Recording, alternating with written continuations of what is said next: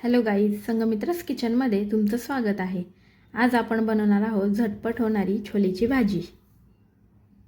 इथे मी 1 वाटी छोले रात्री भिजत घातले होते। आता बघा ते एकदम छान भिजून टम फुगलेले आहेत। हे आपल्याला कुकरमध्ये काढून त्याच्यामध्ये छोले बुडेल इतपत पाणी घ्यायचं आहे आणि चवीनुसार मीठ घालायचं आहे। आता आपल्याला कुकरच्या 4 शिट्ट्या करून घ्यायच्या आहेत। भाजीसाठी लागणारं साहित्य: कढीपत्त्याची पाने घेतली आहेत। इथे मी खडा मसाला घेतलेला आहे, त्याच्यामध्ये तमालपत्र, काळी मिरी। इथे मी 1 चमचा लाल मिरची पावडर घेतलेली आहे, ती घरची आहे।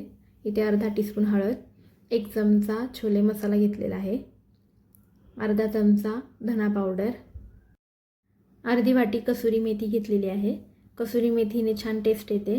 बारीक चिरलेली कोथिंबीर, इथे मी आल्याचे तुकडे घेतलेत आणि मिरचीचे तुकडे करून घेतलेले आहेत।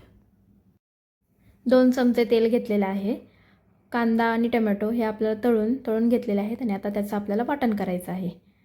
आणि छोले आपले कुकरला 4 शिट्ट्या देऊन चांगले मी शिजवून घेतलेले आहेत।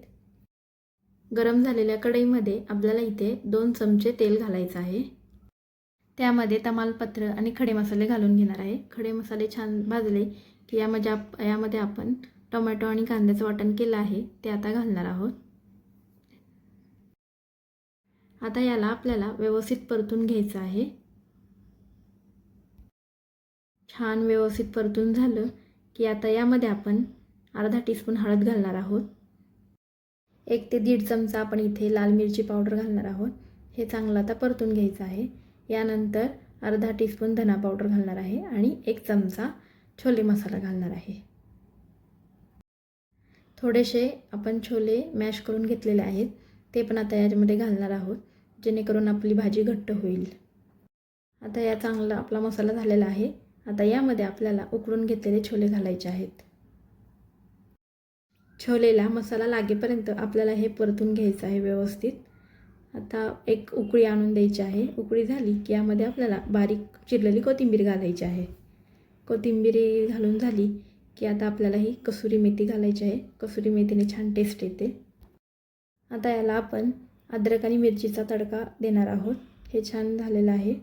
आता यामध्ये आपण हा तडका घालून घेऊया आणि 5 मिनिटं झाकण देऊन याला आपल्याला वाफ द्यायची आहे।